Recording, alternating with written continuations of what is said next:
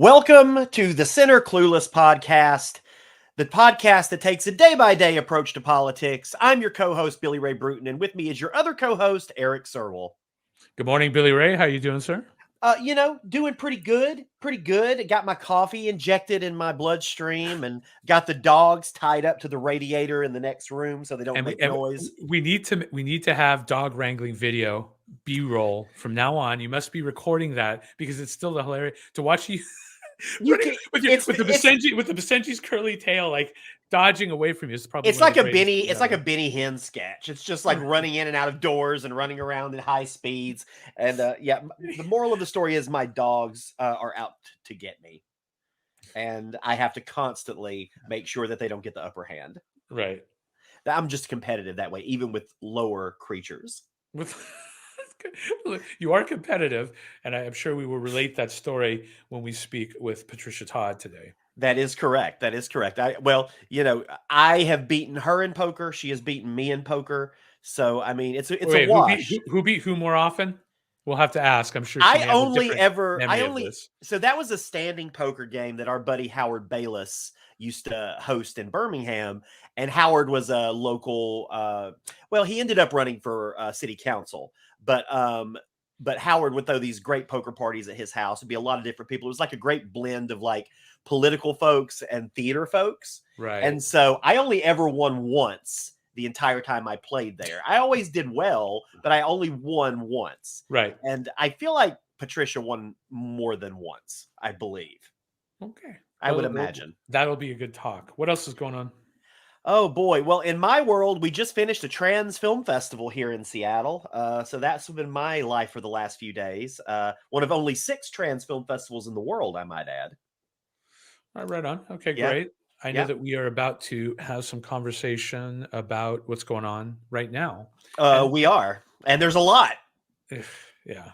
I mean, you said that, and the way you said that is exactly how you should say it, because, boy, I mean, and even after we decided what we wanted to talk about today, there was another shooting yesterday in Texas, 8 people dead.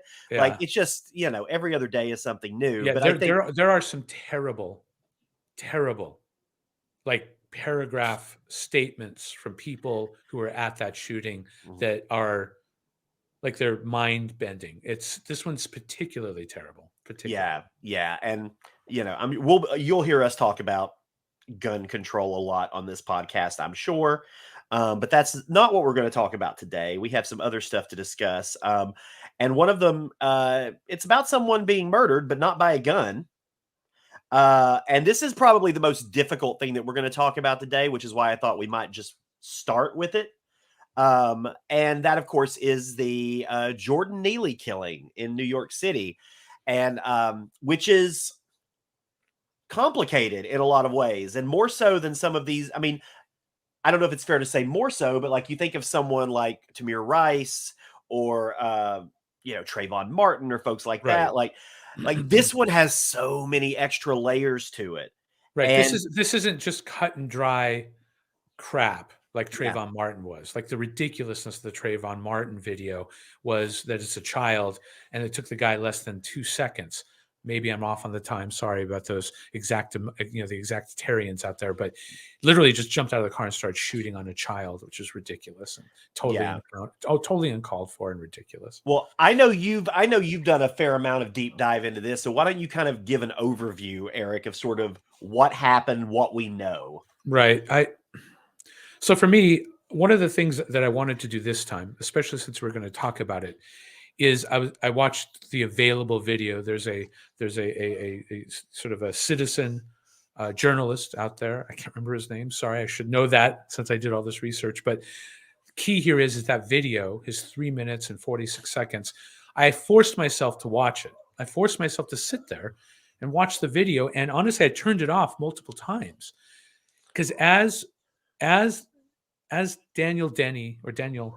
Penny is holding his neck, I'm shocked by it. I'm shocked by it because, I love mixed martial arts. I understand how those chokes are used in that sport, and it wasn't a good hold.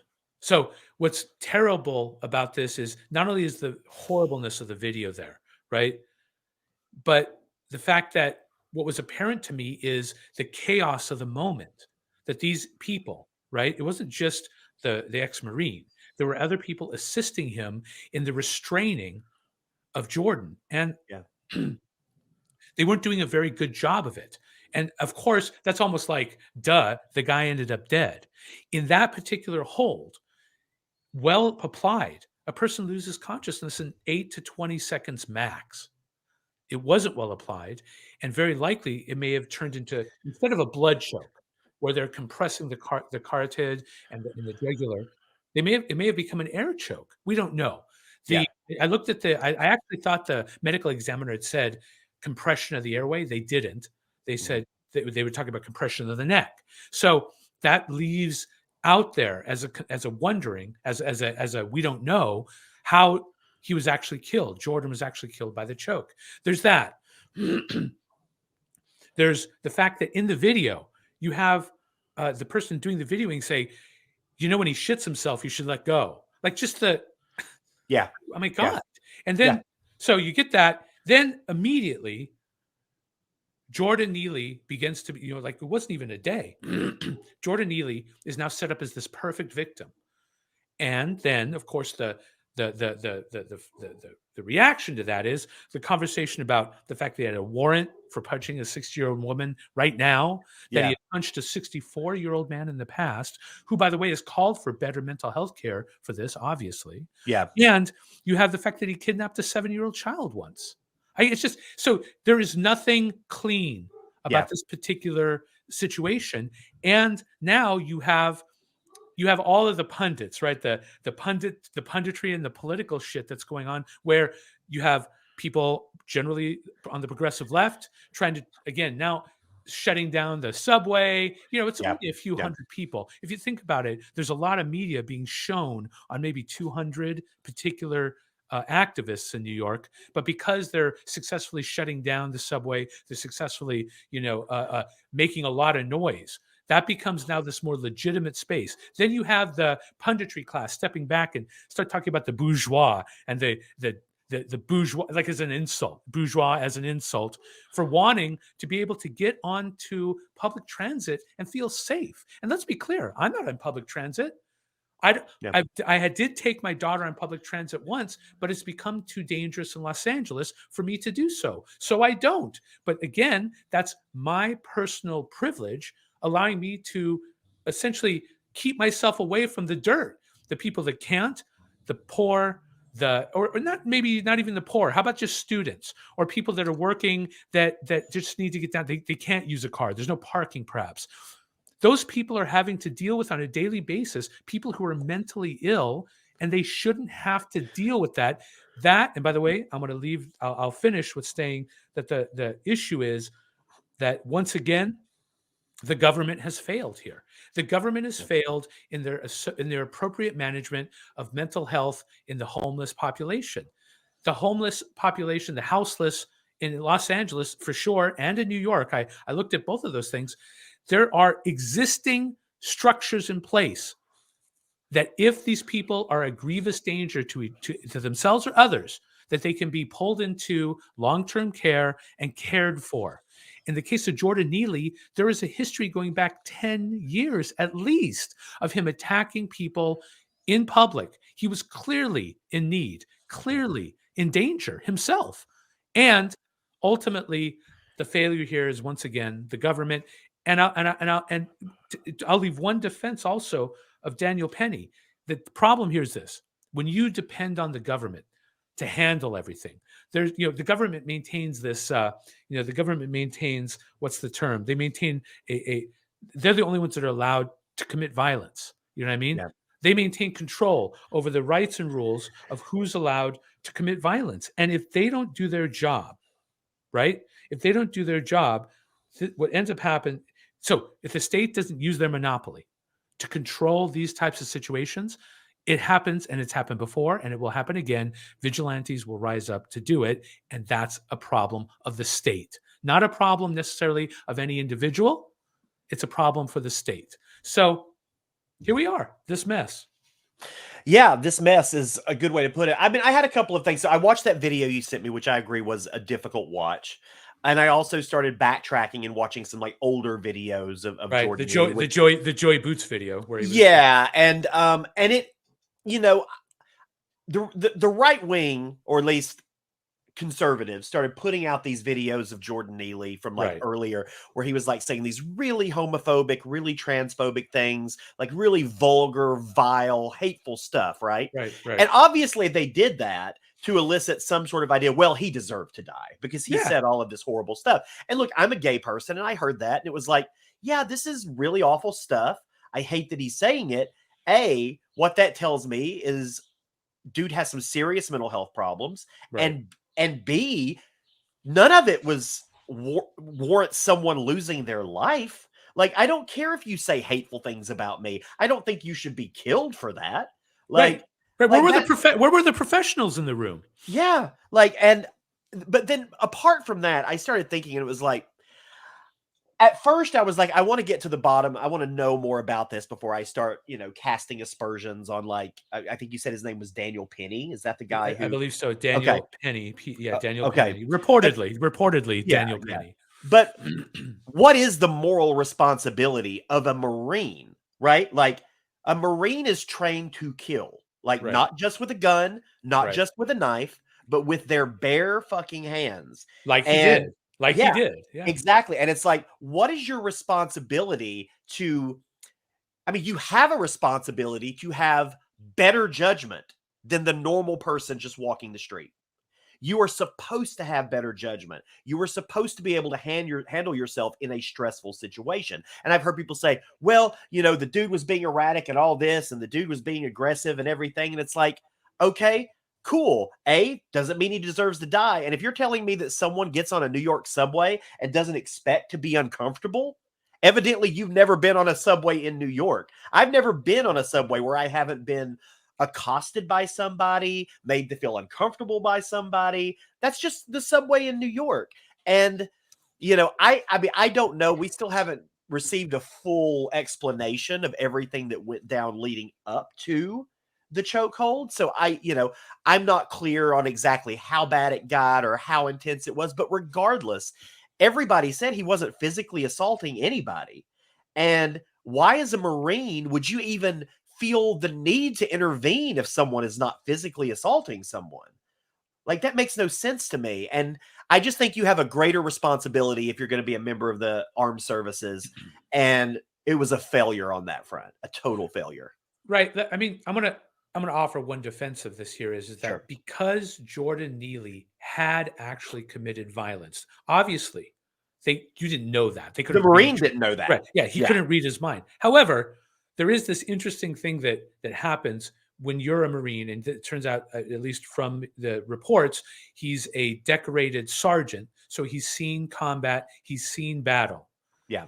It may have been in his assessment from the body language of Jordan Neely that this guy has hurt people before. And it's possible in his professional estimate that he saw that. That being said, we don't know. And No. worse, he's not a professional now who's charged with the protection of people on the subway. He took that on himself. And Yeah. by doing so, he's now put himself in line for a manslaughter charge. And Yeah.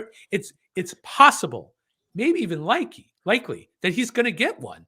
But also, one thing I do want to, I'm going to disagree with you on one thing. Okay. I don't think that we should expect violence on public transportation. I think that it needs to No, be. no. Violence is different. I didn't say violence. I just mean you're always going to have folks on a subway that are erratic, that are talking to themselves or shouting to themselves, or like hell, Okay. Okay. defecating on the subway. Like, there's always going to be something that's But so happening wait, on. hold on. Where's the line? So here's the thing. Here's the example. When I lived in Chicago for 4 years, I rode the subway sometimes every day. I Sure. didn't have a car, and the system there is actually quite good. Some people would disagree with me, but okay. I enjoyed being on that system. Yeah. And there were quite a bit, there were homeless people on the system. However, they generally comported themselves, and I think they even do now, right? When I say they, I'm talking about people who are houseless, people who don't have a place to sleep that's regular. They generally comported themselves, even if they were having an episode. They would sit in the corner. They would stay to themselves. They would have an episode. What I've seen, what people seem to be reporting, is that there's been this upswing in very aggressive, in your face, spitting, slapping space of houseless people who are, of course, having some type of mental illness episode. They need to be removed.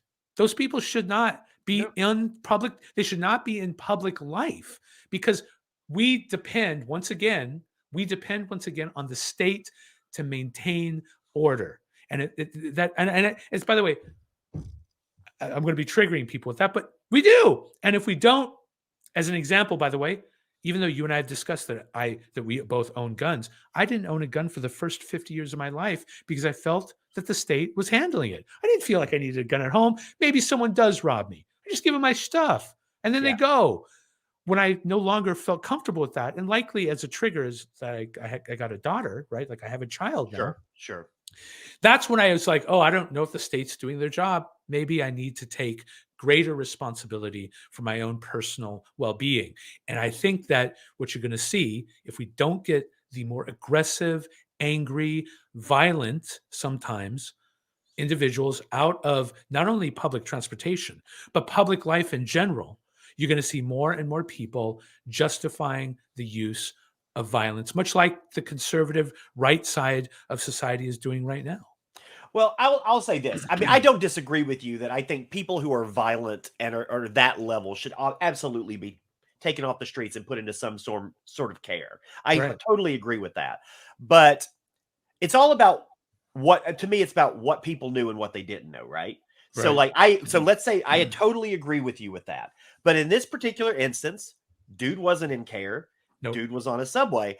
And so much of it depends on what actually happened, right? Like, what was it that precipitated a United States Marine putting a man in a headlock that would eventually kill him? That ultimately killed him. Yeah. And it's like, and we don't really know enough, right? Like, maybe he was running around and like, you have no idea. The last I heard before he was put in a headlock was that he threw his jacket down violently and put his fists up like he was going to fight somebody. Right. He threatened someone. Yes. Right? Yeah. Now, he didn't hit anybody. He didn't punch anybody. And so then it is, well, is putting your fists up, it doesn't matter, regardless of what you've said, what you've yelled, is putting your fist up in itself enough of a provocation for someone to put you in a headlock?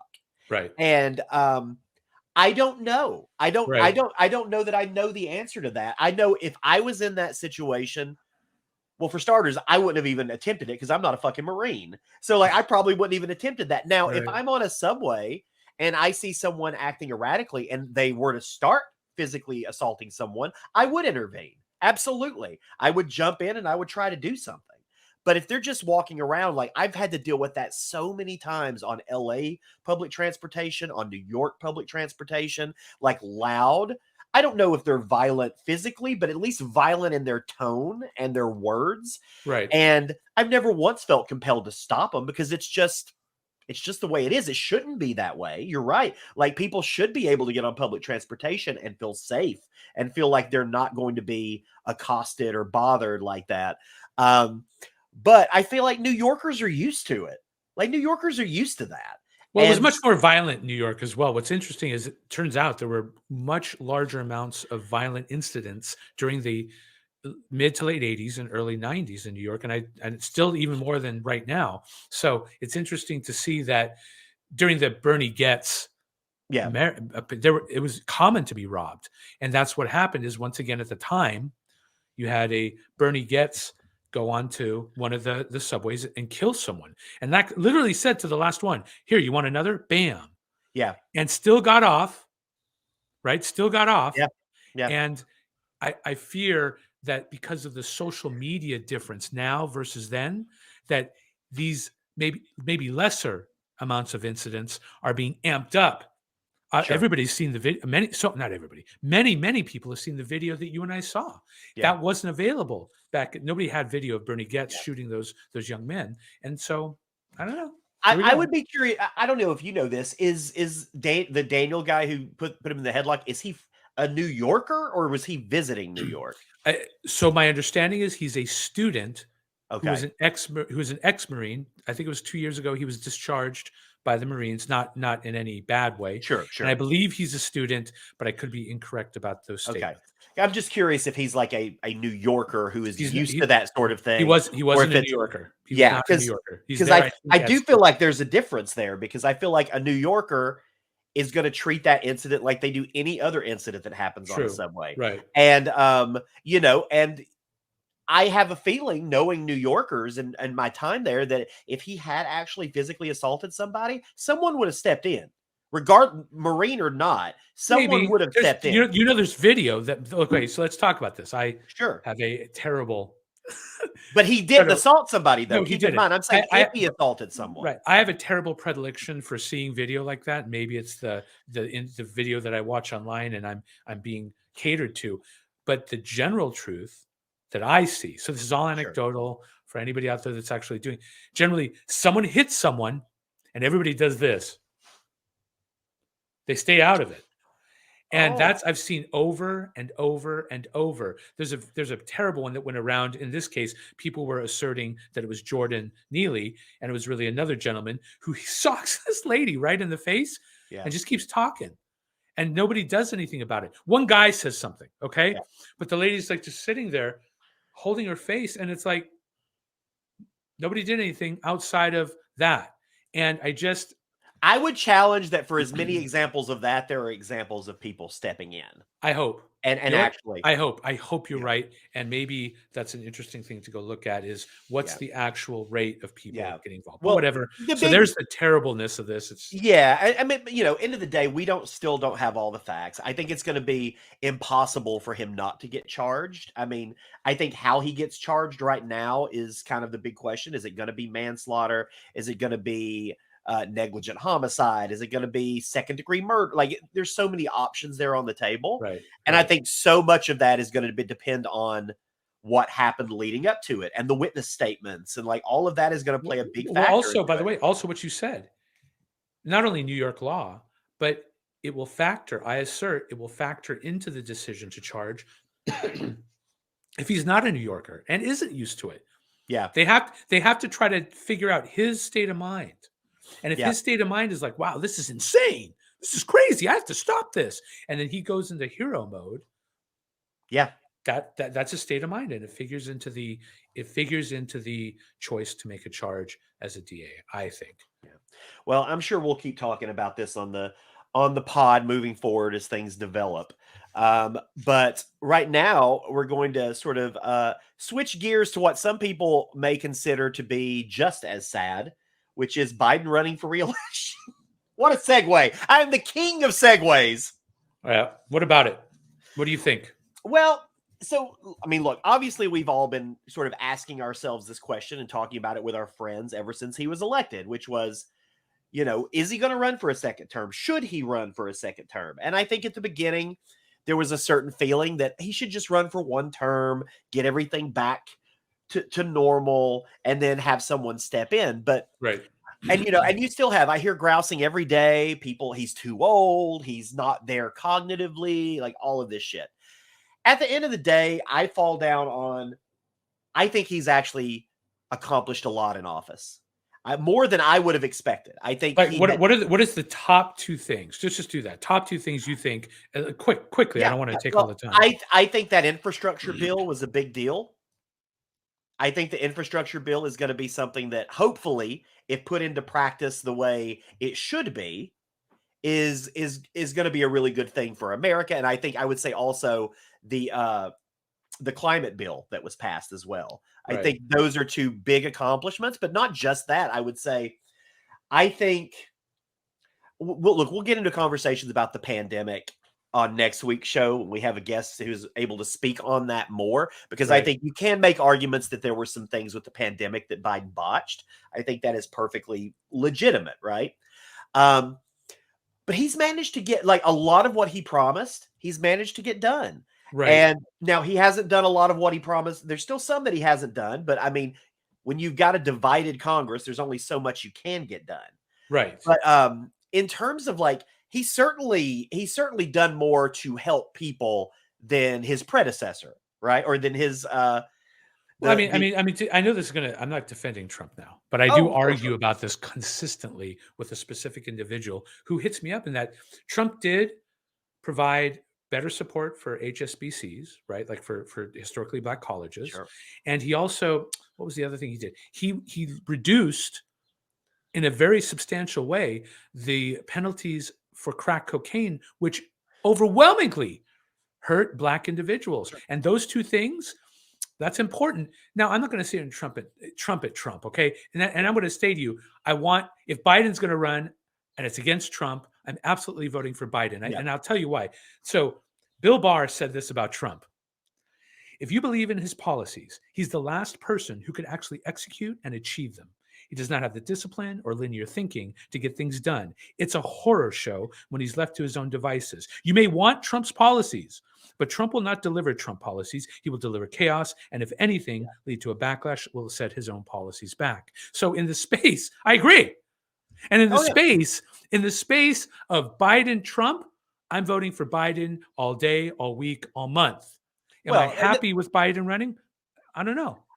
I've come around to being happy on it because apart from all that too, like, he's done so much to help veterans, like just in terms of like, I think I read that there are more employed Americans right now than at any time in history. Right. There are more employed Americans. Including black Yeah, Americans, yeah. lowest rate And in like, history. Yes. yes, we're still, yes, you can make the argument that, inflation and like all of this, but like, there's certainly arguments to be made there, but those aren't necessarily Biden's fault. Like Biden's Correct. not the one who is responsible for 25% of our debt overall. That's Trump. And Right. so, And not only that, but I think that if you get into sort of the more geopolitical realities of the Ukrainian war, and in this yeah, case, I'm talking about Russia's invasion of yeah, Ukraine. yeah, I don't know that I would trust in this case. Again, I'm already doing the Trump Biden thing, and I apologize if that's not. I know DeSantis is a strong second, and maybe the math is different with the DeSantis presidency. But I'll say this: that I do not believe, nor has anybody been able to convince me that Trump would have supported Ukraine in the way no, that Biden has supported not only Ukraine, but but NATO as well. yeah, And I'm an old liberal Democrat guy, although I'm not a Democrat, but that Democratic position of supporting NATO. And by the way, the old school Republican position of supporting NATO, I believe in that. And I think, in fact, this very thing that's going on with Russia having invaded Ukraine is exactly why NATO is still needed in the modern day. And so I don't think Trump would have done any of that. So he I don't, absolutely would not have. right. Yeah, Trump, the idea that Trump would do anything against Putin is hard for me to swallow. I feel like those two are like weird fucking spirit animals that just like exist on opposite Right. sides Right. of the fucking Yeah. globe. And Hold on. Trump being the most cocky bastard in the world, being so oddly deferential to him. yeah, and so I have no thoughts that Trump would have done anything. He would have let Putin take Ukraine. He wouldn't have offered aid of any kind, and Republicans probably would have been thrilled by that. I agree. I think what we've done to help Ukraine I think we've done as much as we can without inciting a war, which I Right. know we're not in any position to do really. And so I think we've done everything we can in that regard. We'll keep doing everything we can. But yeah, I feel like, Biden was elected for a return to normalcy. Well, we were never going to return to normal. That's not possible. Yeah. Like it's never going to happen. Yeah. And I think there are people who are disappointed that Biden didn't roll back all of Trump's, BS that he did, because it's different to say you're going to get rid of something and then get into office, see the on the ground reality. Then it's different. Then it's not as easy as, well, we're just going to get rid of this thing, right? And one of the things I think about is like Title 42, which is something that we'll be talking about at some point, which is, which just finally got lifted, but it was a Trump era policy that Biden kept on, and Biden seemed very intent on keeping going. Right. And you can say what you want about whether that was a good thing or not, but it certainly is something that people are now pointing at, saying Biden didn't keep his promises. It's like, well, no president has kept all of their promises. None. No. But here's the other thing though is I'm not pro Title 42. However, there is a very large issue. If there is video coming out of El Paso, I mean, Yeah. there is a day by day increasing refugee camp there, that it's already a humanitarian issue on Yeah. some level. Like like one of the people that's reporting on this down there is walking through the streets, hearing people coughing. They were having flashbacks to other refugee camps they'd been in other countries. So while Title 42 was inhumane, what are we going to do with the mess that exists now? I don't think that Biden's administration has adequately answered that question yet. What are you going to do? Fine, great. Yeah. Title 42 is, you're letting it end. People are now staying in the United States. How do you, once again, it's the same, really, it's honestly the same as the homelessness conversation. What are you going to do with these people who are literally in the streets of El Paso, blocks and blocks now of people in El Paso, as an example? What are you going to do with that? It's not on, it really shouldn't be on Texas to handle it. It's a federal government policy. So it's the federal government that should be handling it for Texas. And of course, Abbott is turning it into political, political. Hey, it's a political football now. So I don't know. So yes, remove Title 42, but now Biden's administration has to step up and do something about those people. Oh, I agree. And I think that's the issue where he's going to have the most trouble explaining. Right. I think that's going to be his biggest, that's his Achilles heel, frankly. I mean, because he hasn't done enough and he hasn't treated it with like the seriousness I think it deserves. And I don't know what they're going to do now, but you're right. Like they have to do something because it's only going to get worse down there. Like it's only going to get worse. It could actually, if the Biden administration isn't careful with the refugee issue now along the border, it will turn into a defining moment for his presidency. And I don't think he really, not only does he not want it in a selfish fashion, not only do I think Biden deserves this as his opus, because this is his political opus. Yeah. Someone in his administration needs to step up and clean that mess, and they haven't done enough to do so. And part of it, by the way, is because they don't want to admit that there's a problem.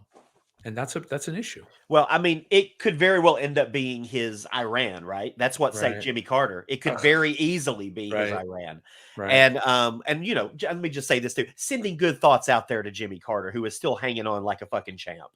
Right. And he went on hospice like 3 months ago and is still holding. No one stays on hospice for 3 months. Right. The irony of this will be if he's on hospice for like 3 years. Oh, I know. But yeah, so I worry that could be a really damaging part to his reelection. He's still got time to remedy it, or at least to start remedying it. And I hope should remedy it before his election. Absolutely. Yeah, absolutely. Well, there's a writer's strike happening, y'all. There's a writer's strike happening in Hollywood. You see it all over the socials. You see it all over the news. Hollywood has shut down yet again because writers, crazily enough, think that they should be paid fairly. Go figure that writers think they should be paid fairly. I had a bit of a moment the other day.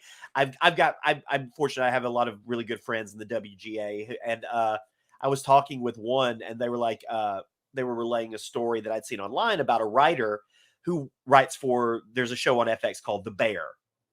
And it was a really popular show last year, one of the most popular shows. And it's on FX. And they were relaying what that writer brings home for his work on one of the most critically acclaimed, celebrated shows of the year. And it was like, I make more money than they do. Really? Yeah. I make more money than they do. Oh, that's gross, man. And I'm like, and it was like, I'm like, what? Because I grew up always wanting to be a writer and wanting to, always dreams of being in the WJ. But I'm like, I couldn't afford to live on that amount of money. Like, are they expecting writers to have multiple shows going at once? Is that the new expectation here? No. Are they expecting to be English? Like, just be an English professor and write on the side? Is this gig work now? That's kind of, this doesn't even get into, frankly, like the other major issue, which is not a part of this, which is that film critics, film writers, film bloggers are paid so nothing for their articles, sometimes as low as $20 an article. And these are like established, respected writers. And that's what they're offered for their work. And this goes into that. I hope we don't forget those folks after the WGA either. Right.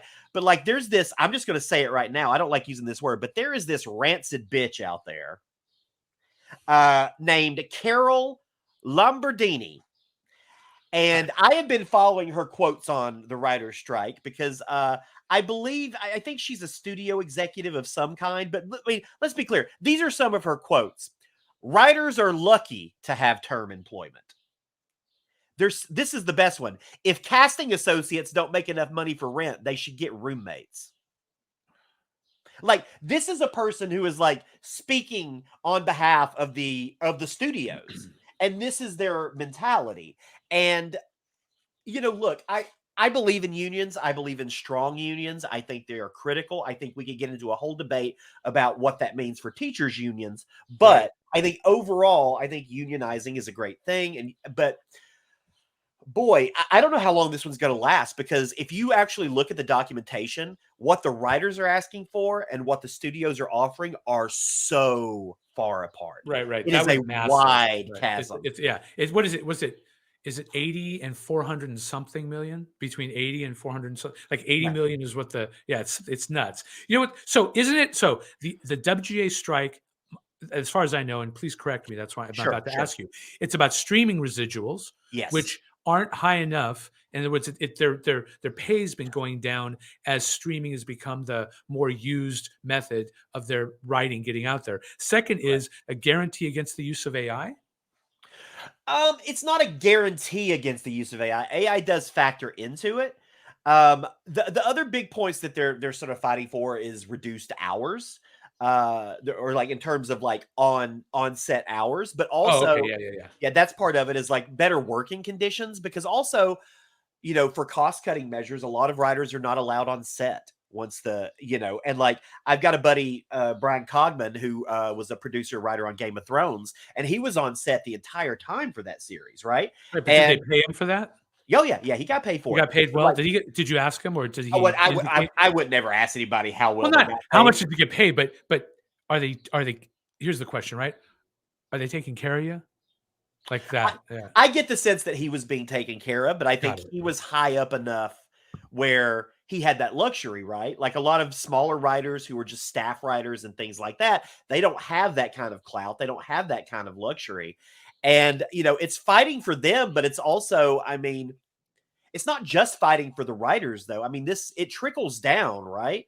Like, because I'm thinking of all like the below the line workers as well, who are definitely not paid and have to work crazy hours and Right. fall asleep on the way home and crash. And like it's Yeah. just, it's really just about humane working conditions and treating people and paying people with some semblance of like loyalty and respect.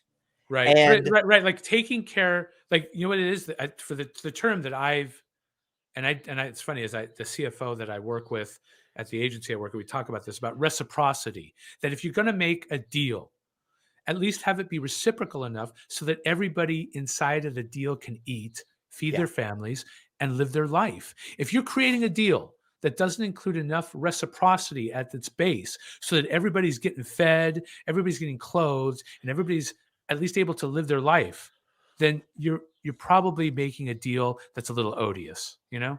no, I would agree. And writers have been sort of treated like the bastard stepchildren for a very long time. Like, writers never get the respect as directors do, or even cinematographers and composers, and like writers just don't get that level of respect. It's like people assume that these works just come out of nowhere and that they Uh, just write themselves.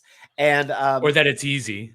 oh yeah, or that it's easy. And I can attest from lots of personal experience, writing is one of the most difficult things you can do. And I know people are out there like, oh, well, you don't have to like lift crates at the dock for a living. And I'm like, I'm not talking physically exhausting. Like, there's Right. physically exhausting and then there's mentally exhausting. And Right. I'll be honest with you, I'd rather be physically exhausted than mentally exhausted any day Okay. of the week. Sure. Any day of the week. So what do you think the chances of them are getting the numbers they want for the streaming residuals? It won't happen. The WGA won't get what they're asking for. They'll meet somewhere, not in the middle, but in the middle, slightly favoring WGA. So in the original strike was it 2009, 2004? What did they get? I thought it was like, yeah. Well, that really wasn't about residuals as But much. did they get what they wanted, or did they have to No, take they a had to pretty, compromise. they had Oh to yeah. take was it a pretty hefty compromise? I should Oh, know this, but absolutely. I don't. Always. They always have to take a hefty compromise. And what Yeah. people don't realize either is, like, right before the pandemic, We were poised for a writer's strike then. The writers very graciously decided not to Right. because of that. And I don't know. Like, I don't think, I've looked at what the WJ is demanding. I don't think they should get everything they're asking for. I Okay. think they are asking for a lot. And I exist in this world where I want writers to be paid fairly, but I also understand that studios also have to make money. It is a business. This is capitalism. And I do think there is a middle ground there that they can reach, but it's certainly not going to see the WA getting everything they want. Right. But also I think that's okay, because then you have something to fight for next time, right? Or Right. that you have to work Well, toward. well. So let's talk. So on the streaming side, what it was, not a guarantee against the use of AI, but it was a statement that they wouldn't be replaced with Yes. AI Yes. in any way, right? Like they didn't want to be replaced. But and I want to address that in that I think that, to me, this feels like some kind of stopgap measure. Like, and I wrote in the show notes talking with you, it feels like they're putting their finger in the dam that's already draining. Like, I think that dam is crumbling around us as we speak. And I bring that up because I know that I recently had to rewrite a policy, and it was an acceptable use policy. And part of the problem is my acceptable use policy was in 3 different spots. Some of it was in a, in the employee handbook. Some of it was in my oath, or my security oath that we forced people to sign when they joined the company. It was in 3 spots. I grabbed it. I went into Chat GPT and said, please rewrite this acceptable use policy for company cell phones and company personal computers using the text following as a base. It did it in 10 seconds. I had to correct 1 sentence. Oh my One, God. Billy Ray. And it was friggin' perfect. So maybe not now, but one day, maybe within 3-4 years, a lot of what some of these writers do is going to be absolutely replaceable. And I don't mean replaceable by Chat GPT. In other words, some asshole producer is going to be able to just roll up and go, write me a script. But a really good prompt writer, a writer who also is good at prompts like yourself, will be able to tell it to write a framework that you can then go in and fill in the holes. And that is going to reduce the amount of available jobs for writers. So this feels to me like some kind of a stopgap measure for them to hold on as long as they can. Well, I'm gonna disagree with you slightly on there. I actually have no concerns about AI taking over writers' jobs, and I don't, for one reason, uh, because the best stories and the stories that people respond to are generally from writers that take risks and things that, and AI is risk averse. It's programmed to be risk averse. Right. It's never going to be able to take those kind of risks that a writer will, because Great it's point. No, great against, point. it's Yes. innately against Okay. its programming. It's also not And real. Like a good yeah, writers yeah. also write about real situations. That's true. That okay, I got it. Yeah, Perfect. yeah, and so I'm not worried about that. Now, I am worried. Like, I think actors should be more worried than writers are worried, because Right. we've already shown that we can create, like, like, I think back even several years ago with the Star Wars film, they brought Peter Cushing back to life for that film. And yes, you look back now and you're like, well, it's obvious that it's digital, but like that was like 10 years ago. Yeah. It's evolved a lot since then, and in another 10 years, I guarantee you, it's gonna be impossible to tell the difference. Yeah. And All so right. I think actors have a lot more to worry about. Like, I read the other day, or this was yesterday, that a studio had proposed a contract to a person that was like, that was for the use of their voice and their likeness on the planet and across the universe in perpetuity. And that's what they were signing over, across the universe in perpetuity. And Wow. some actors are doing that. Like, I think Bruce Willis signed one of those before he stopped working. And like, actors are, maybe I'm wrong. I read that he did. Maybe I'm wrong, and that's actually not correct. But Right. I think so. But I read that he did. And like, other actors are doing that. They're signing away their likeness. They're signing away their voice rights. They're signing away all of this stuff for when they're gone. And it's like, I guess in a way, it's a way to like make sure your loved ones are taken care of going in perpetuity. But what's that going to lead to? Like, what's going to happen in like 50 years when Jack Nicholson is starring in movies and he's been dead for 40 years, you Right, right. know? Like as an optional character for you to program into your movie, you can rent him for this much. That's And what absolutely does going to that and happen. what does that mean for young actors coming up? Like, what's your impetus then to bring any new actors into the fold if you can just keep reusing the same ones you've been using for 50 Well, years? you know what I think is I think what you're going to have is you're going to have human created product as a marketing niche, much like vinyl is now. It's like Yeah. a niche. I want vinyl, you know. In this Yeah. case, people are going to I want something created by humans, for humans, only humans, and it'll become a niche product where, frankly, I think it'll be people's not well paid art often, or maybe there's even a revolution, right? You know, it's Yeah. funny. I see so many people in the face of AI calling for the Butlerian jihad, which is the Dune in the series Dune. Humanity goes on a war against AI and destroys all thinking machines. But there's not going to be a Butlerian jihad. Let's be honest. All I heard was but. Butlerian That's jihad. all I heard was but. Okay. Um, yeah. Yeah, But yeah, the butt jihad. Yeah. but I Jesus. am but yeah, I mean, I certainly support the WGA. I think they deserve to get I think they deserve some of what they're asking for sure. And and they'll get it. The question just is how long is it going to take? Because there is impetus for the studios to let this drag on for a little while. Because I mean, a lot of these companies like Netflix, they have so much content. A writer strike isn't going to hurt them. They can still put out new content the entire time the writer strike is going on and probably miss very little of a beat in doing that. And so, and then also, I think there's some weird loophole with like tax breaks and stuff. So, like, the studios are going to let this run as long as they can, um, to punish the writers, crazily enough. But Do you think it's to punish, or is it just pure? I think Is it it's just pure capitalistic self-interest, yeah? but I do think there's punitive stuff to it as well. I do think there's a punitive sense of like we'll show them, we'll teach them from striking on us. Hmm. And I'm not going to speak for every studio, but like I get that sense when you hear people like this dumbass Carol Lombardini who is negotiating on behalf of the studios, making ridiculous comments like that. Like that doesn't tell me that they're in good faith at the moment. That Right, doesn't tell right. me that they're actually looking for a solution. Yeah, why would you put such a person up front if you were actually looking for a solution? I totally get that. Absolutely. But we'll keep following this, and hopefully this will resolve sooner rather than later. But who knows? We could be talking about this a year from now, and writers are still on the picket lines. That's sad to think about, but Yeah. it's definitely possible. Look at us. We talked about a lot today, Erik. Okay. I hope it came out well. I hope that we were clear, and I hope that I didn't use the words "to be fair" or "to be clear" too much this time, like I did last time. Yeah, Erik got the note that he used "to be fair" too often, and I think you probably dwelled on it way too much. Just probably, but it was my first podcast ever, so you're always going to be like, "What did I do wrong? What did I do?" Or at least I am going to try to find the holes in my presentation for the people that's really, honestly, take their time to listen to us. Which I just want to say that thank you so much for sitting and listening to what we have to say, and please like, comment.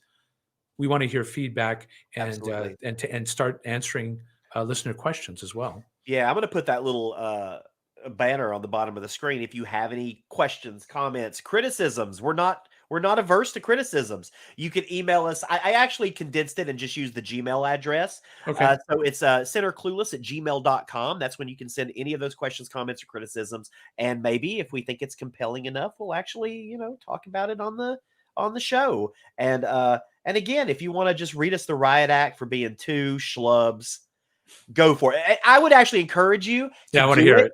I want to hear it. do it in the chat. So do it in chat so AI can create it for you. I want the chat GTV version of your criticisms towards us. So just like go in there and be like, please criticize Billy Ray and Erik on the Center Clueless podcast and see what they say. Right. I mean, the first podcast will have dropped on the 9th. Have it, watch it, say using this YouTube video or this Apple podcast or wherever it may find it. Tell us how they're terrible. Yeah, I think I would love that. We are going to take a very quick break, and then we are going to be back with our conversation with former Alabama Representative Patricia Todd. So stick around, and we'll be right back. Our guest today is a former three-term member of the Alabama House of Representatives serving District 54, the first openly queer elected official in the state of Alabama, former vice chair of the Alabama Democratic Party, and currently the Southern Director at Jobs to Move America, and not for nothing, one hell of a poker player, Patricia Todd. Thank you. It's good to be with y'all today. Yeah, you beat me. You beat me more than I beat you at Howard's poker party. So I love playing poker. Right. And actually, I gotta ask, how, in your estimation of Billy Ray, how competitive did you think Billy Ray was? I think we were all competitive. I yeah, was just better. That's Right. fair. That's fair. It was a very competitive game. It was always a nice mix of like political folks, theater folks. It was a very nice blend. It was a lot of fun. I miss that. I never played cards with him, but I played chess with him where he turned out to be very, very competitive. And I was like, because he's got this congenial sort of genteel sort of Billy Ray space. And then he sits down at a chessboard and I could only imagine him at cards. I mean, he was so good at chess actually that I sandbagged a guy at work who's a genius, Malcolm. He's a genius. Really? And I sat him down to play chess with Billy Ray, and he sits down. This is not a cocky young man, but he had confidence. And then as the time went on and Billy Ray slowly beat him, he became more and more tiller. At the end of the game, he was just confused. And so the reason why I was so interested in the card conversation is I really want to see Billy Ray defeated. That's the truth. I want to see what he looks like defeated. But there we are. It's not pretty. It's not pretty. I'll tell you that. Well, it's funny. My grandmother taught us how to play poker as soon as we learned could hold cards, but you couldn't bluff. So I grew up, playing poker from the time I was like 4 or 5. And then I love going to Vegas and playing. And I wish there was a local game because I just love playing, a lot of fun. I haven't been able to work up a local game here in Seattle yet, but I always try to have one wherever I'm at because you never know when you're going to have the itching to take someone else's money. That's exactly right.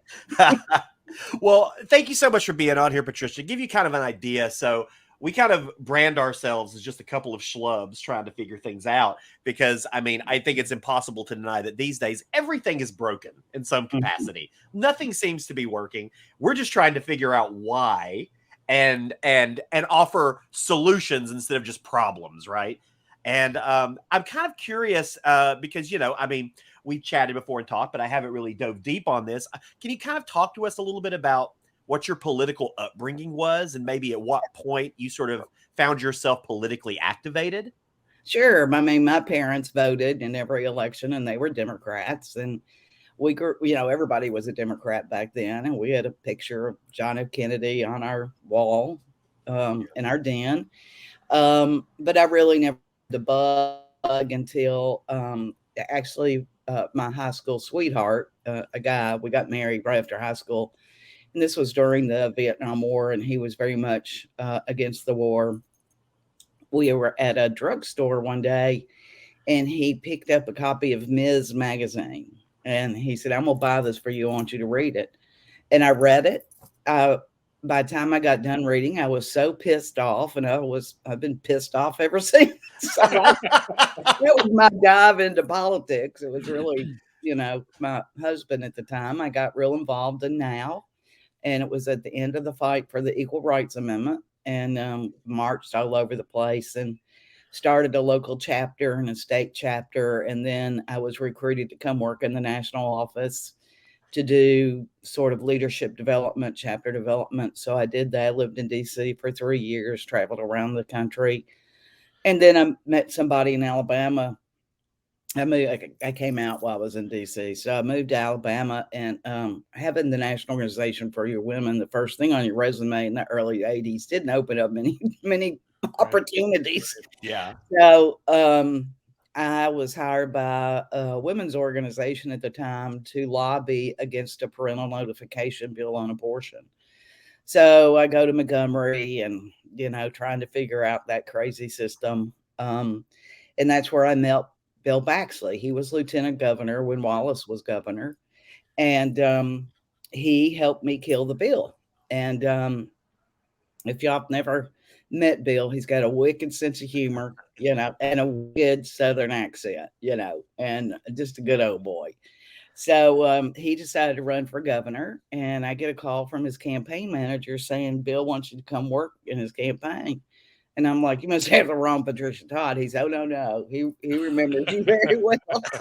So that's how I got engaged in Democratic politics and just have been active in campaigns. Never really thought I'd run for office, but the guy who held the seat had been absent the whole year before in the legislature, was co-sponsor of the marriage ban, the same-sex marriage ban constitutional amendment, and that just pissed me off. So I decided, well, heck, I got a master's degree in public administration. I've been an activist. I know a lot of people. I'm going to run. Right. So gathered some people together and went and talked to people, including Bill Baxley. And this is a funny conversation. When I first went to meet Bill about killing this bill, he's like, oh, yeah, we'll kill it in committee. And I'm like, I'm sorry, sir. I really don't know you very well, and I don't know if I can trust you. And he says, just watch.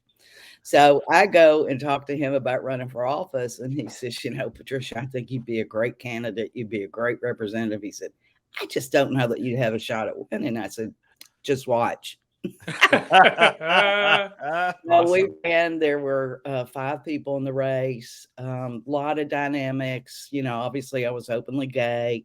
It is a majority Black district. Those two things combined can make it a little tricky. My 4 other opponents were Black. We had to go into a runoff, and then the person that was in the runoff with me challenged the election after I won the runoff, and it's into a 6-month internal fight in the party. So I've been through a lot of battles, mostly with Democrats, and things haven't gotten any better. So I served 12 years, loved every minute of it, met some incredible people. I didn't get a lot of stuff passed, but I sure stopped a lot of bad shit from passing. Made really close relationships with the speaker and some Republicans. I think I helped open their mind to, queer folk, and we're like everybody else, and they got to know me, and it was a little more difficult for them to get up and, say bad things about us when I'm standing across the aisle from them. So, but I served 12 years. That was long enough. And I decided to step out. I really needed a full-time job, and it's hard to do that when you serve in a part-time legislature. So I decided to get out, did not recruit anybody to run for my seat, just felt like, okay, let the chips fall where they may. It just so happens Neil Rafferty, who is also openly gay and a former Marine, decided to run and won the seat. I did not know him prior to, but I did campaign for him and supported him. Still do. Think he's doing a great job. We had to keep it in the family. Yeah. Well, that was, it wasn't like the most important thing, but it's nice it happened that way. Yeah, absolutely. I'm curious because, and I've heard you talk about this at points before, but just for our listeners, what were some of the most direct challenges that you faced to being an openly queer person in legislature? Well, obviously, I had never had any overt discrimination, hostility, word calling, nothing like that while I was in the State House. None. I got a lot of love letters, as I call them.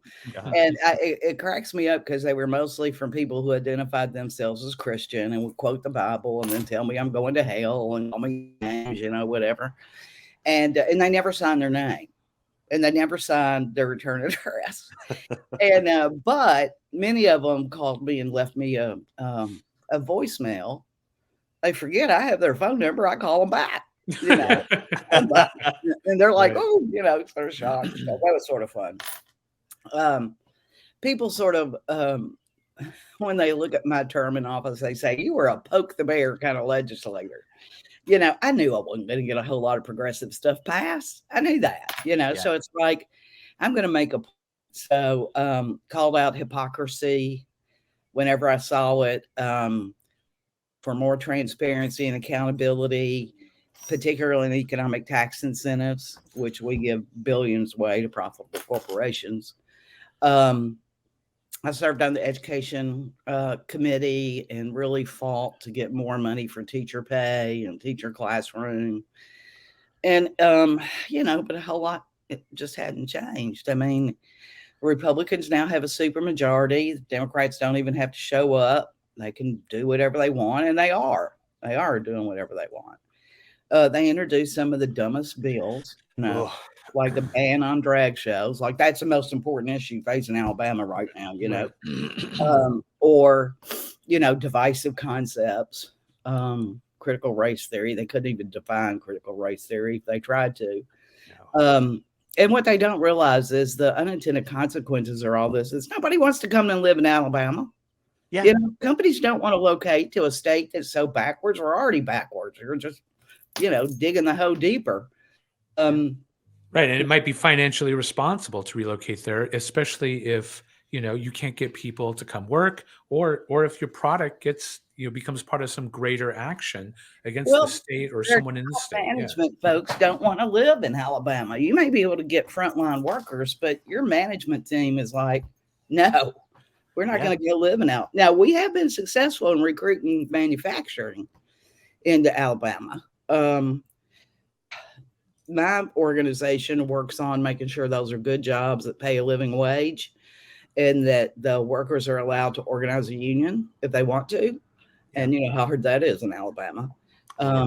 It's just it just boggles my mind that, I guess these big Trump supporters believe everything he says and are so press, so hateful. I'm sure you all saw that, of all things, and Billy Ray, you'll appreciate that, Avondale Brewery, which was one of the first breweries in Birmingham. Yep. They didn't. Their booking agent booked Ted Nugent to come. Now, this is a very young, socially liberal part of Birmingham. Absolutely. I was like, what in the world are you doing? Well, they canceled it. And he came out with the most hateful statements. Yeah. And about Alabamians, I thought, I have to agree with you, guy. We are pretty stupid. But, I mean, it was crazy to me that they would even bring Ted Nugent in to begin with. Why would you, if you're Avondale Brewing Company, I used to do improv shows there. Why would you think about doing that? Well, they have a booking agent that books for them. Gotcha. So they didn't make that decision. And they didn't know it till after it was booked. Oh, well, they're regretting it now, I think. They got a lot of backlash, let's just say that. So it's been canceled. Well, you just mentioned your new position at Jobs to Move America. So talk a little bit about what you do there and what kind of direct action that organization takes. Well, we're a national nonprofit. Our headquarters are out of LA. We have offices in Chicago, New York, New Jersey, and Alabama. We focus on manufacturing spaces, particularly in the green industry. So electric buses, electric cars, that sort of thing. And the reason we're in Alabama, you may think, okay, New York, Chicago, LA, Alabama, there's a big the biggest electric bus manufacturers in Alabama in Anniston called New Fly. Wow. And they make those extended buses that metro area bus systems purchase. So that's why we're in Alabama. And our theory of change is to require, to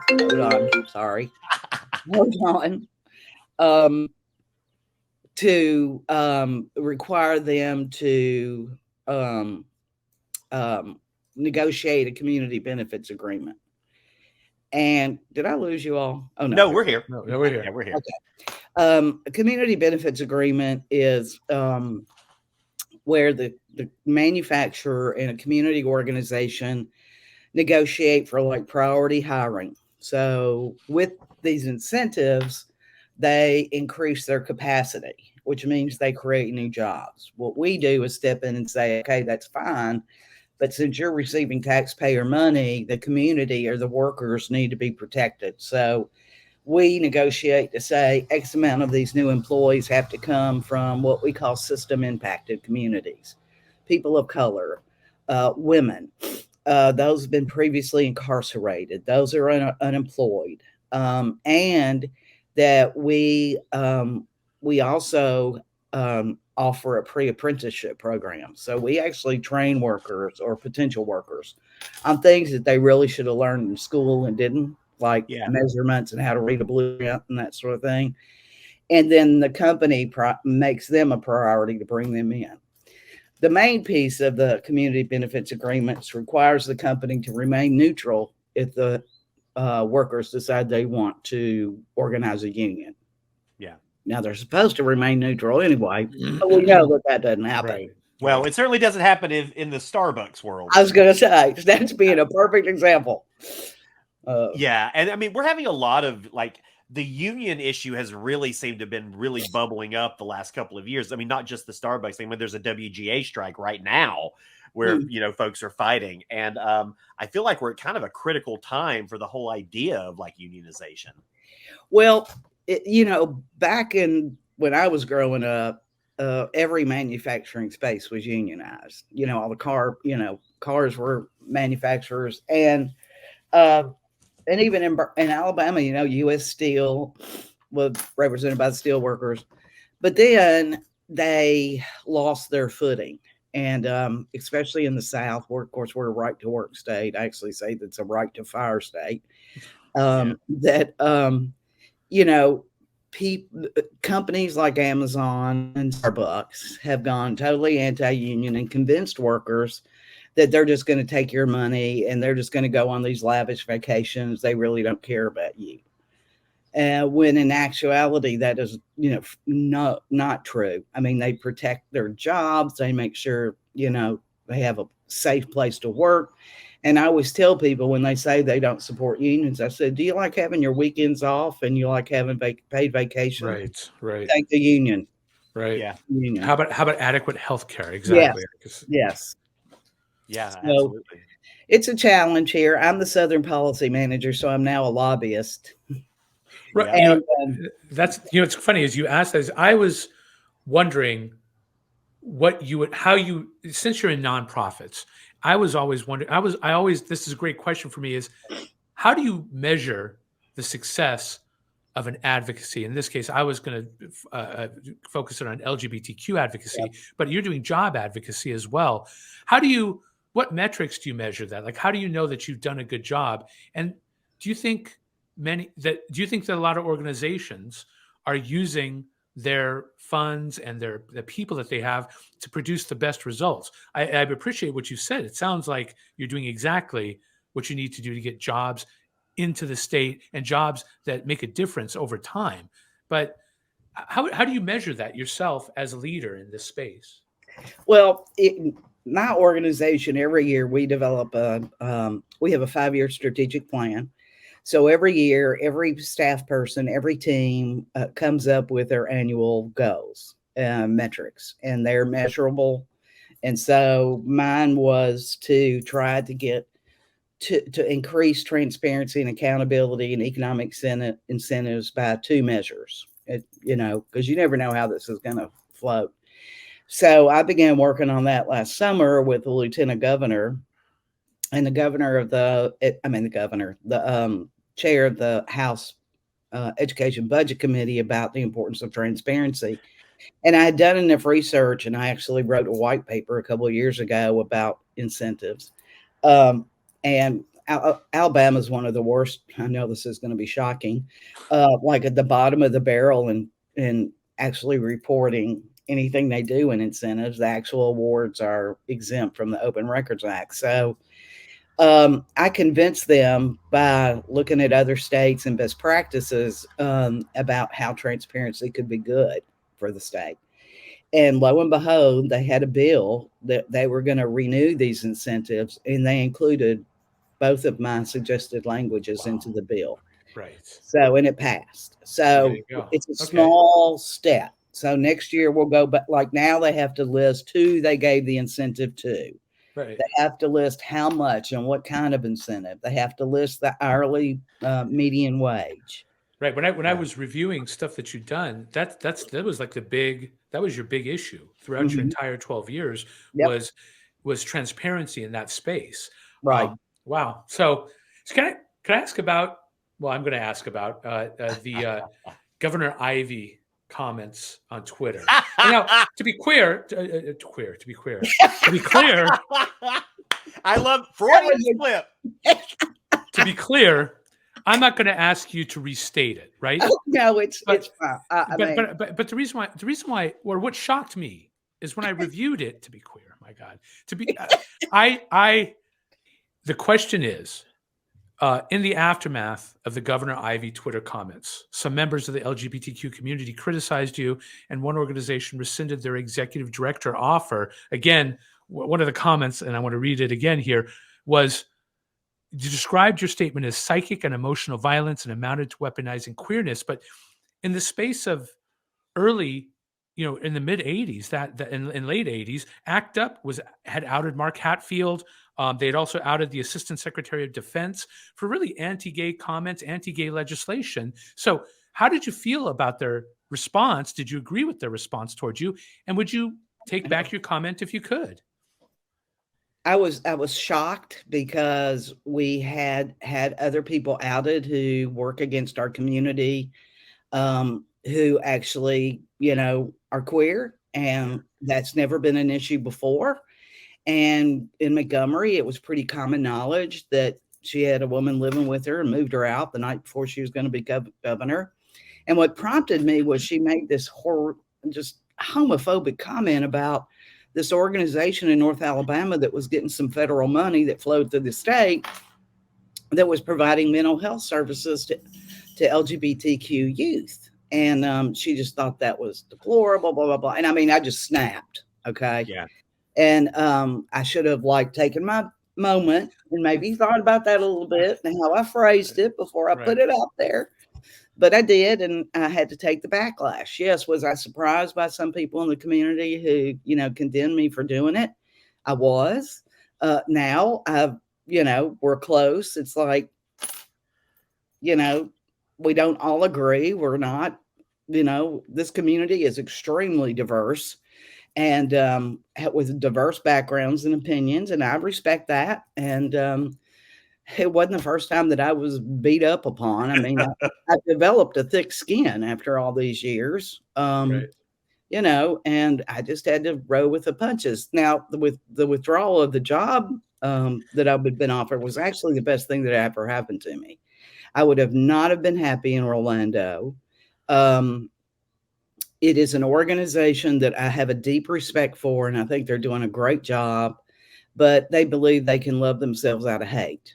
I think you might like hell to change people's attitudes. So it was actually the best thing that happened. I got to stay in Birmingham and continue to fight and the way I do.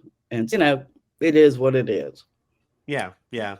I'm curious. So was there any defining moment that was like, okay, I think I'm done with the Alabama House of Representatives, that I need to move? Was there any particular moment, or was it, like you said, it was just like, I need a full-time job and I've been doing it for 12 years. It's time to move on. Yes, it was that. I knew, 2 years into my third term that I couldn't live on what I was being paid as a legislator, and it was too hard finding a part-time job that either wasn't a conflict, because my background's in nonprofit management. And it's hard to find an organization that's going to give you that kind of time off to serve in the legislature. So that's when I made the decision, and 12 years is long enough. I mean, I don't want to be one of those who've been down there 33 years. You get stuck in the system. They need fresh ideas, younger people, So I felt good about the decision when I made it, and it gave time to people to really think about who would be, a good person to step into that role. So, was there ever a moment when you were considering higher office at all, or was it never even a consideration? No, I mean, the Senate, the Alabama Senate is too dysfunctional. I love the House. I love the way that we work close to each other. Never any desire to go to DC. Yuck. No, too messy, too much. You have to raise too much money. Nope. I liked being close to the people. And I didn't want to deal with zoning and garbage pickup. So that ruled out city council or county commission or anything like that. I always wanted to be in the legislature.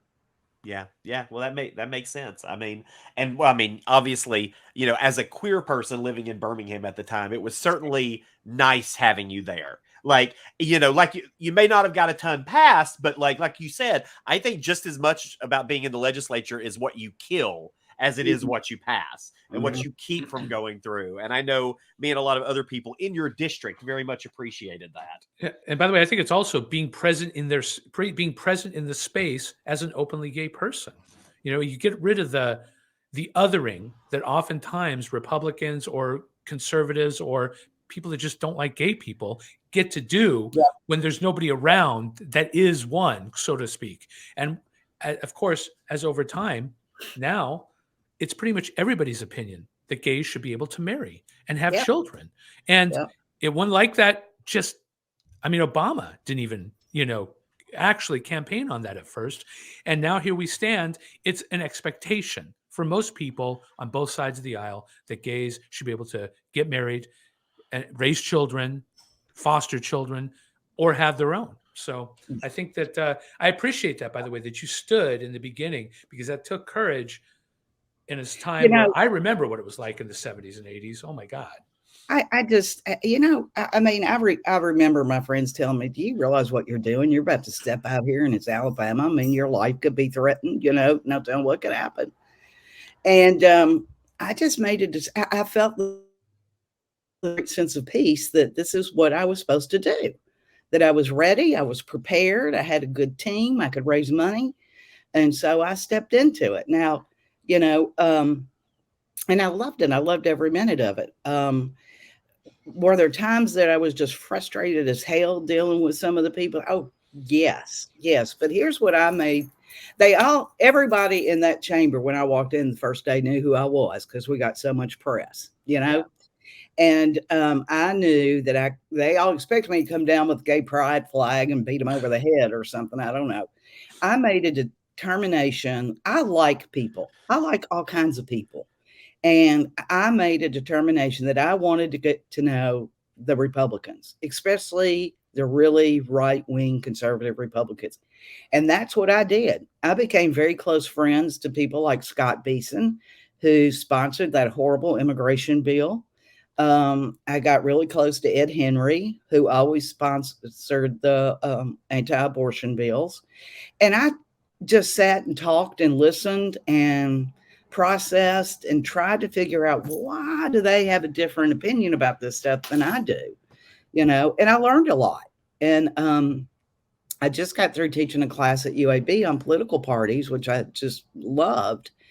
And one of the things I wanted the students to learn is, don't get dug in when you're having a conversation with somebody who doesn't support you. Don't dig in and have your brain go, well, here's how I'm going to respond. Listen, actively listen, and try to find something that you can agree on, even if what is the problem. And then, you know, talk like adults, Yeah. and you can have a difference of opinion. You don't have to call each other names or scream at each other. We've lost the ability to have civil discourse in this country. Right. We Yeah. really have. I about 2 years ago, before COVID, I used to go to a little local bar down here, Crestwood Tavern, and a whole bunch of us, we all knew each other and hung out there. Well, one night, this guy pulled up. Nobody knew him. He sat at the table. We always invited people to sit at the table with us. And he turns out he was a Trumpster. Well, he made some comment or two, and little by little, the people would get up, leave the table, and Yeah. go inside the bar. I sat there for 3 hours and had a conversation with him, about everything. And from the Second Amendment, he didn't know the history of the Second Amendment, and I mean, just all kinds of stuff.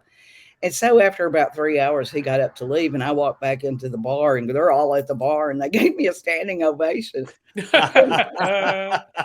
then I said, I need to pay my tab, because I go, oh, no, your tab's paid for. You're good. You're good. I mean, I hate that. I mean, I think that Yeah. we should have the ability to have conversations with each other. Well, it's interesting. So when in 2016, when during the election, when Trump was running, and I think it was at the point, I think at this point he was the nominee. I was like, I'm going to go to a Trump rally. I Mhm. want to go to a Trump rally. I want to experience it firsthand. I want to talk to some people there and find out the type of person that is supporting Trump. And what I found was every type of person.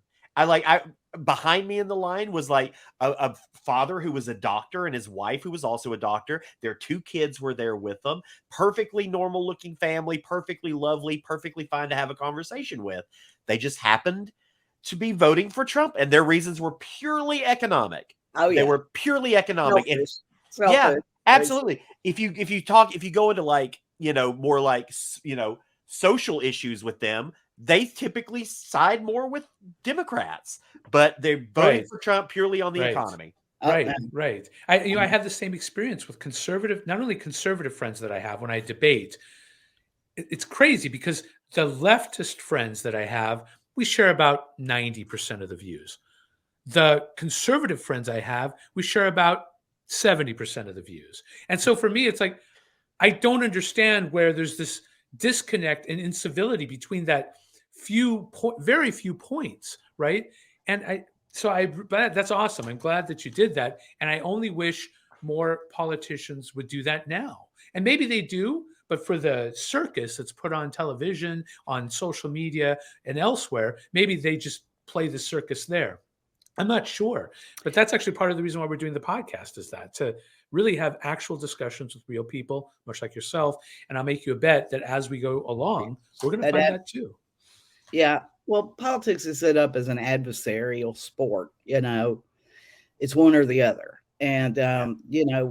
we do not take the time to see if we can come up with a compromise because either side's supporters don't want you to compromise. They Yeah. want you to stay the course on something, and that makes it difficult. I always, the hardest issue to debate with somebody is usually abortion. Like, why don't we have free and accessible birth control available for everybody? Yeah. Why don't we have health education about reproduction taught in at least high school, so you understand how your body functions? And then the other thing is with young girls is to teach enough self-esteem that they say no, that they're not pressured into a sexual relationship. Because let's face it, a lot of these unintended pregnancies end up with a young woman having to raise a child by herself. And Right. I used to call those guys sperm donors. That's all they are. Well, if we still started holding them accountable, it might. There's so many things we could do that Right. could curb or reduce the number of abortions in this country. But it takes the will to do it and Yeah. to admit that people are sexual animals, you know? Yeah. And teenagers have raging hormones, and you go to college and do stupid shit and whatever, and you got to face that. Well, part of the issue is so many Republicans don't even want to talk about sex. You got someone like Exactly. Mike Pence who won't even be in a room alone with another woman who's not his wife because he's afraid of, I don't know, his own sexual magnetism. I don't know what he's afraid of. But Republicans still don't, even in 2023, they don't want to talk about sex. No, they do not. But it's like, well, we all got here the same way. Yeah. Yeah. You would You you know. would think they would come around, but not Yep. yet. I know. Um, well, Patricia, thank you so much for joining us. It is my pleasure. This was such a treat. It's so great reconnecting with you again. And yeah, thank you so much. Keep fighting the good fight. I know you always do. We're always in, whoever you're with are in safe hands. So And Patricia, I also appreciate Thank the you. I fact that appreciate y'all. And I appreciate the fact that you've been working the way that you have in nonprofits, and nonprofits really need leadership like you. And thank you so much for what you've done. I love it. I love it. well, bye, Patricia. Thank you so much. Have a great rest of your day.